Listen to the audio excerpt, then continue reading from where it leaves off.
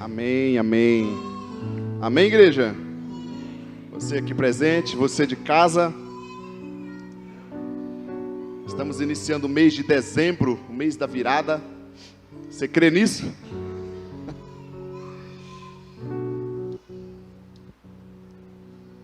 Eu quero ler somente um versículo com você, no livro de Mateus, capítulo 4, versículo 11. A quinta da fé é o momento de jejum e oração, amém? Não é para isso? Quantos conseguiram jejuar essa semana ou hoje, né? A gente sempre tem falado, nós precisamos ter a nossa disciplina espiritual, nosso tempo de jejum.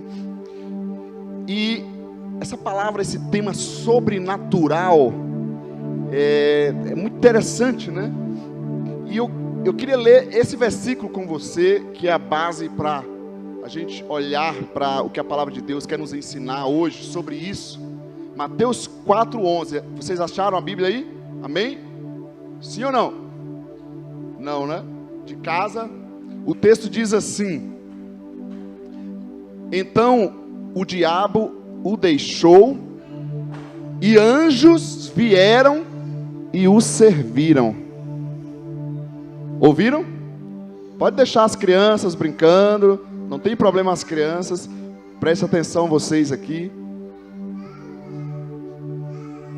Então o diabo o deixou, e o que mais, gente? E anjos vieram.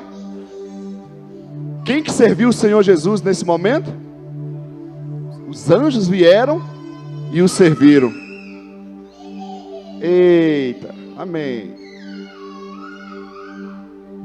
Anjos vieram e o serviram. Isso ficou cutucando minha cabeça já há um tempo atrás. Como viver o sobrenatural de Deus? Se fala muito sobre isso, tem muita coisa interessante, muita heresia também. E eu queria rapidamente comentar algumas coisas aqui e aplicar na nossa prática, porque a quinta da fé é para a gente buscar aplicação. Todo culto é, né? Mas a quinta ainda mais. Até o nome é isso, a quinta da fé. É para a gente exercitar a nossa fé. A gente poderia nem ler mais texto nenhum, pegar o que foi pregado domingo e dizer, e aí, quantos conseguiram aplicar alguma coisa? Não é verdade? Então, anjos vieram e o serviram. O contexto desse versículo, obviamente, está em todo o texto anterior. Então, a gente quer o sobrenatural de Deus. Como viver o sobrenatural de Deus? Para introduzir, eu vou dizer que não é ter tudo. Viver o sobrenatural de Deus não significa que eu vou ter todas as coisas, que eu vou ser bem sucedido. Isso não é o sobrenatural de Deus.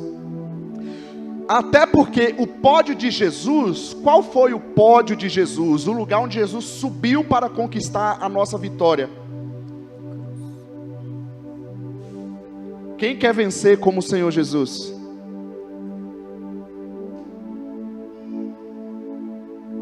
Estão entendendo? A mensagem bíblica, a mensagem cristã é essa. Se há algum outro pódio que não é o sacrifício das nossas vidas, que não é a cruz, você pode ter certeza que essa mensagem não é a mensagem bíblica.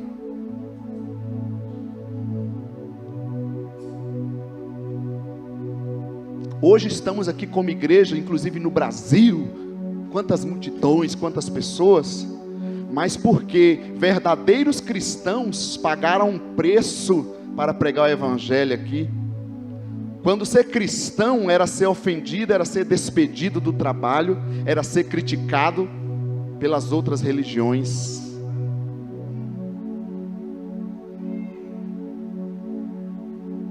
Então, viver o sobrenatural não significa ter todas as coisas e ser bem sucedido. Então, você está passando problema, como a Pri falou aqui no meio da oração, é normal. Uma outra coisa, atualmente falamos muito sobre ter algo novo de Deus, é ou não é? Deus faz algo novo na minha vida, algo novo na minha vida, algo novo na minha vida. Eu também oro assim, eu quero também algo novo de Deus. Mas aí, esse texto, esse mover aqui, me fez a pensar, quem sabe está faltando algo novo da minha parte, não algo novo de Deus na minha vida, mas algo novo da minha parte para com Deus.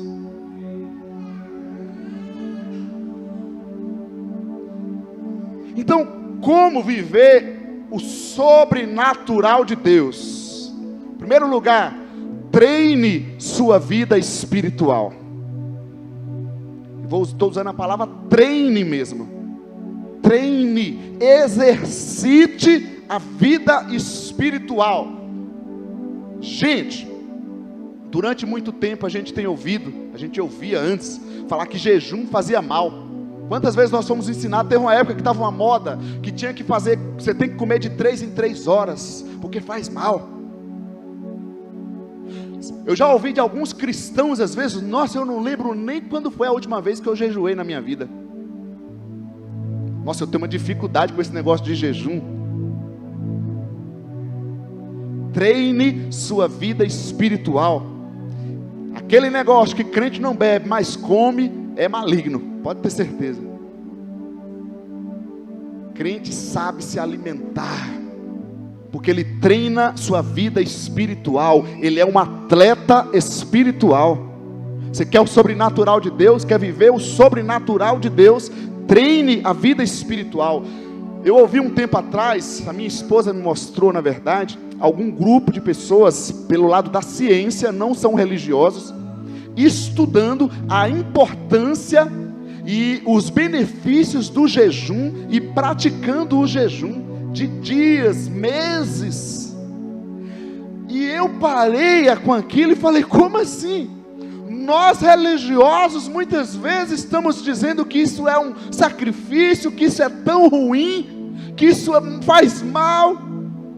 E eu olho pessoas não religiosas dizendo que isso é muito importante, que faz bem para a saúde. Quantos aqui já fizeram alguma cirurgia, ou em casa, você que está online, você já foi fazer alguma cirurgia? Qual o procedimento prévio, né, para a cirurgia? O que a gente tem que fazer? Algumas horas de jejum. Tem crente que o único jejum que ele fez na vida, quem sabe foi por causa da cirurgia, foi obrigado a fazer. Por que isso, gente? Porque é saudável, porque faz bem. Mas eu não precisaria falar só do jejum. Mateus, o texto aqui que nós lemos, capítulo 4, eu falei que o contexto do sobrenatural, dos anjos vieram e serviram Jesus. Mas lá no versículo 2, Jesus jejuou 40 dias e 40 noites. Mas não falamos só do jejum, obviamente teve a vida de oração, teve um treinamento espiritual aqui. Olha, eu ando pensando umas coisas. Você já reparou o budismo, a religião budista? Eles praticam a meditação, o espiritismo também de Allan Kardec. Pegam os valores, a sabedoria que a Bíblia diz e buscam viver a sabedoria e praticar a sabedoria. O budismo quer sair do mundo, quer viver os benefícios, né, da meditação, quer a paz, quer o bem interior. E o cristão, no modelo que a gente vê no geral, falando de uma vitória, vivendo uma vida louca, maluca, brigando um com o outro. E eu tenho pensado nisso e eu falo, peraí, o que está acontecendo conosco? Conosco como igreja no geral. A meditação é bíblica, é cristã. E eles estão usando mais que os cristãos. A gente poderia pegar em vários textos. O Senhor Jesus passava noites de oração, gente. Você quer o sobrenatural de Deus? Treine sua vida espiritual. Jesus passou 40 dias e 40 noites em jejum, em oração. Foi a primeira coisa, antes de iniciar o ministério dele, antes de servir. Nós falamos muito em servir, não é? E precisamos, mas olha, antes do serviço eu tenho usado essa expressão, vem o nosso compromisso. Compromisso com Deus, em primeiro lugar, compromisso com a igreja local. Concordam com isso, gente? Anjos vieram e o serviram. Agora, veja bem, se a nossa vida prática do dia a dia revelasse a nossa espiritualidade, vamos fazer uma comparação, como é que seria? Se a nossa vida prática revelasse a nossa espiritualidade, pensa bem como está a sua organização da vida no geral, de horários, de agenda, falar do guarda-roupa. Se a nossa vida prática revelasse ou revelar a nossa espiritualidade, você olha para o seu guarda-roupa, como é que ele está? Estão entendendo? Se o jeito que a gente se relaciona um com o outro, o jeito que a gente fala, revelar como está a nossa espiritualidade, como é que a gente estaria? Falando palavrão, brigando de mal com o outro, sem perdoar? Estão entendendo?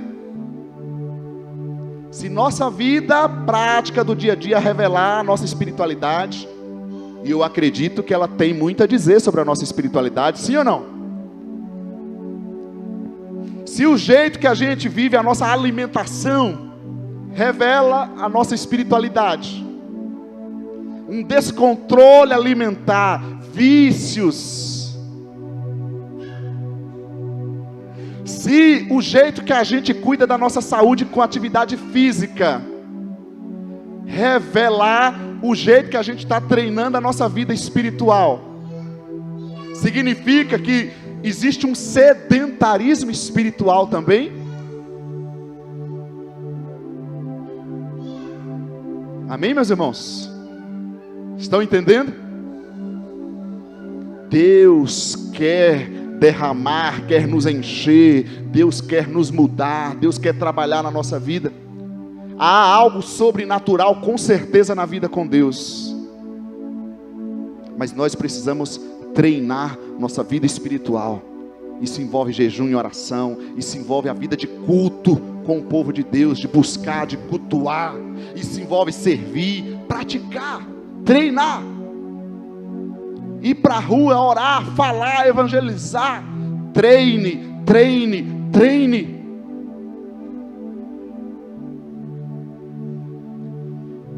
E hoje nós vamos fazer um pouco diferente. Nesse momento queria que a gente parasse um pouco, você de casa também, e que a gente tivesse um tempinho para orar, nós individualmente agora, e começar a pensar nisso. Jesus passou 40 dias, 40 noites, e não foi o único momento de oração dele, tá? Antes de chegar naquele momento onde os anjos vieram e o serviram, ele passou um tempo ali de treinamento espiritual. Fecha os teus olhos, reflita um pouco sobre isso. Como está a sua vida de oração, de meditação, de jejum, de santidade? Como está o seu treinamento espiritual?